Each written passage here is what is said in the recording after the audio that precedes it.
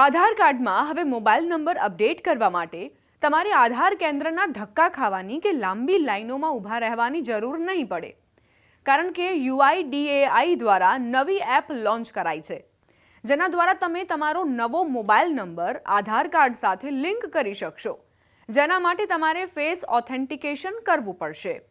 કોઈ પણ ડોક્યુમેન્ટની જરૂર નહીં પડે. ભવિષ્યમાં આ જ એપના મારફતે નામ, સરનામું તથા ઈમેલ આઈડી પણ અપડેટ કરી શકશો. જો કે હાલ શરૂઆતમાં મોબાઈલ નંબર અપડેટ કરવાની સુવિધા તમારા મોબાઈલ પર જ ઉપલબ્ધ કરાવાઈ છે.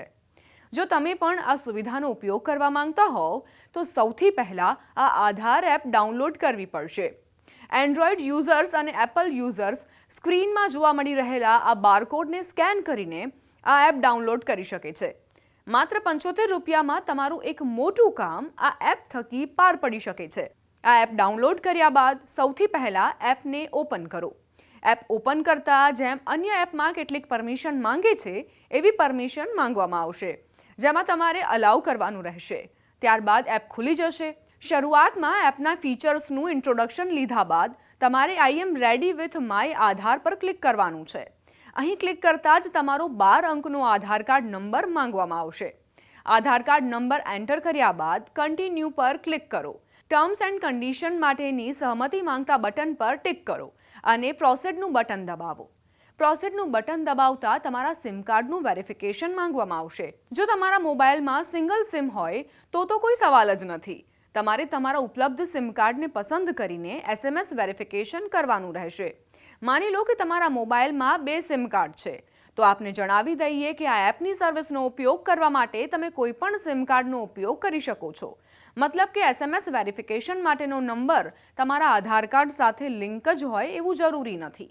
હવે તમે તમારી અનુકૂળતા પ્રમાણેનું સિમ કાર્ડ પસંદ કર્યા બાદ SMS વેરિફિકેશન શરૂ થશે.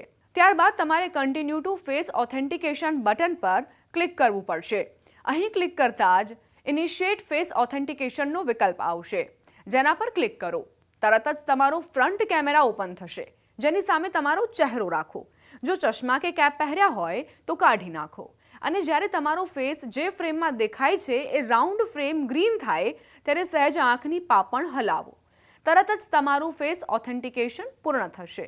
જો ઓથેન્ટિકેશન ફેલ થાય તો એક દિવસમાં તમને વધુમાં વધુ 3 પ્રયાસો મળે છે. ફેસ ઓથેન્ટિકેશન થયા બાદ તમને એક પોપઅપ જોવા મળશે, જેમાં પ્રોસીડ બટન પર ક્લિક કરો. તરત જ તમારે એપ માટે 6 આંકડાનો એક પિન નક્કી કરવો પડશે. ડેટા સુરક્ષા માટે તમને યાદ રહે એવો પિન સેટ કરો. આટલું કરતાં જ હવે આ એપ ઉપયોગ માટે તૈયાર છે. તમારા આધાર કાર્ડની વિગતો તેમાં તમે જોઈ શકશો. તમે તમારા પરિવારજનનું કોઈનું આધાર કાર્ડ જોડવા માંગતા હોય તો એ પણ આ એપમાં જોડી શકશો. પરંતુ આપણે વાત મોબાઈલ નંબર અપડેટની કરી રહ્યા છીએ, તો આ એપમાં માય આધાર અપડેટ નામનું એક બટન આપેલું છે, તેના પર ક્લિક કરવાનું રહેશે. અહીં ક્લિક કરતાં જ તમારી સામે 4 ઓપ્શન ખુલશે, જેમાં mobile number update, address update, name update અને ઈમેલ આઈડી અપડેટ જેવા ઓપ્શન્સ આવશે. જો કે હાલ સુધી મોબાઈલ નંબર અપડેટ સિવાયના 3 ઓપ્શન્સ પર કામ ચાલી રહ્યું છે, એટલે એ 3 ઓપ્શન હાલ ઉપલબ્ધ નથી. મોબાઈલ નંબર અપડેટ કરવા માટે સૌથી પહેલા બટન પર ક્લિક કરો, જેના પર ક્લિક કરતા માહિતી આપવામાં આવશે કે આ પ્રક્રિયા 30 દિવસમાં થઈ જશે. મતલબ કે વધુમાં વધુ 30 દિવસ લાગી શકે છે. ફી 75 રૂપિયા છે. સાથે જ રિક્વાયરમેન્ટમાં લખ્યું છે કે હાલનો મોબાઈલ નંબર કે જે તમારા આધાર કાર્ડ સાથે લિંક છે તે અને નવો મોબાઈલ નંબર. આટલું બરાબર સમજી લીધા બાદ કન્ટિન્યુ બટન પર ક્લિક કરો.